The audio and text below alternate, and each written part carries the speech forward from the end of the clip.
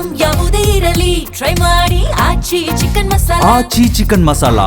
ತಮಿಳುನಾಡು ರಾಜಕಾರಣದಲ್ಲಿ ಹೊಸ ಅಲೆ ಎಬ್ಬಿಸಿದ್ದ ನಟ ವಿಜಯ್ ಅವರ ತಮಿಳಿಗ ವೆಟ್ರಿ ಕಳಗಂಗೆ ಈಗ ಸಂಖ್ಯಾಬಲದ ಬಿಸಿ ತಟ್ಟಿದೆ. ಅತಿ ದೊಡ್ಡ ಪಕ್ಷವಾಗಿ ಹೊರಹೊಮ್ಮಿದ್ರೂ ಕೂಡ ಮ್ಯಾಜಿಕ್ ನಂಬರ್ ತಲುಪಲಾಗದೆ ದಳಪತಿ ವಿಜಯ್ ಈಗ ತ್ರಿಶಂಕು ಸ್ಥಿತಿಯಲ್ಲಿದ್ದಾರೆ. ಒಟ್ಟು 234 ಸ್ಥಾನಗಳ ವಿಧಾನಸಭೆಯಲ್ಲಿ ವಿಜಯ್ ನೇತೃತ್ವದ ಟಿವಿಕೆ 108 ಸ್ಥಾನಗಳನ್ನು ಗೆದ್ದುಕೊಂಡಿದೆ. ಇನ್ನು ಕಾಂಗ್ರೆಸ್ನ 5 ಶಾಸಕರ ಬೆಂಬಲದೊಂದಿಗೆ ಒಟ್ಟು 113 ಸದಸ್ಯರ ಬಲ ಪ್ರದರ್ಶಿಸಿ ಸರ್ಕಾರ ರಚನೆಗೆ ಹಕ್ಕನ್ನು ಮಂಡಿಸಿದ್ರು. ಆದರೆ ಬಹುಮತಕ್ಕೆ ಬೇಕಾದ 118ರ ಸಂಖ್ಯೆ ತಲುಪದ ಕಾರಣ, ಅಂದ್ರೆ ಮ್ಯಾಜಿಕ್ ನಂಬರ್ ಇಲ್ಲಿ 118, ಹೀಗಾಗಿ ಅದನ್ನ ರೀಚ್ ಮಾಡಿಲ್ಲ. ಹೀಗಾಗಿ ರಾಜ್ಯಪಾಲ ರಾಜೇಂದ್ರ ವಿಶ್ವನಾಥ್ ಅರ್ಲೇಕರ್ ಅವರು ಪ್ರಮಾಣ ವಚನಕ್ಕೆ ಗ್ರೀನ್ ಸಿಗ್ನಲ್ ನೀಡಿಲ್ಲ.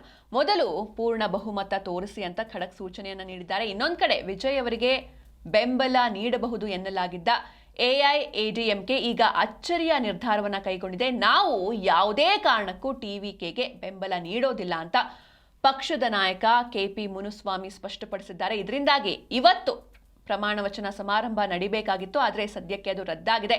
ಇನ್ನು ಸರ್ಕಾರ ರಚಿಸಲು ವಿಜಯ್ ಅವರಿಗೆ ಇನ್ನೂ 5 ಶಾಸಕರ ಬೆಂಬಲದ ಅಗತ್ಯ ಇದೆ. ಪಿಎಂಕೆಯ 4 ಶಾಸಕರು ಮತ್ತು ಇತರ ಸಣ್ಣ ಪಕ್ಷಗಳ ಮೇಲೆ ಈಗ ಎಲ್ಲರ ಕಣ್ಣು ನೆಟ್ಟಿದೆ. ತಮಿಳುನಾಡಿನ ಮುಂದಿನ ಮುಖ್ಯಮಂತ್ರಿಯಾಗಿ ವಿಜಯ್ ಪಟ್ಟಾಭಿಷೇಕ ಸುಗಮವಾಗುತ್ತಾ ಅಥವಾ ರಾಜಕೀಯ ಚದುರಂಗದಾಟ ಹೊಸ ಟ್ವಿಸ್ಟ್ ಪಡೆಯುತ್ತಾ ಅಂತ ಕಾದು ನೋಡಬೇಕಿದೆ. ಹೀಗಾಗಿ ಇವತ್ತು ಪಟ್ಟಾಭಿಷೇಕ ನಡಿಬೇಕಿತ್ತು, ಪದಗ್ರಹಣ ನಡಿಬೇಕಿತ್ತು, ಆದರೆ ಸದ್ಯಕ್ಕೆ ರದ್ದಾಗಿದೆ. ಅಂದರೆ 118 ಈ ಮ್ಯಾಜಿಕ್ ನಂಬರ್ ತಲುಪಬೇಕು. ಈ ಮ್ಯಾಜಿಕ್ ನಂಬರ್ ತಲುಪಬೇಕು ಅಂತ ಅಂದರೆ 48 ಗಂಟೆಗಳ ಗಡುವನ್ನು ಕೂಡ ರಾಜ್ಯಪಾಲರು ನೀಡಿದ್ದಾರೆ. ಅಷ್ಟರೊಳಗಡೆ ಬಹುಮತ ಸಿಕ್ಕಿದ್ರೆ ಮಾತ್ರ ಪದಗ್ರಹಣ ನಡೆಯುತ್ತೆ. ಸದ್ಯಕ್ಕೆ ಇವತ್ತು ನಡಿಬೇಕಾಗಿದ್ದಂತಹ ಪಟ್ಟಾಭಿಷೇಕ ರದ್ದಾಗಿದೆ.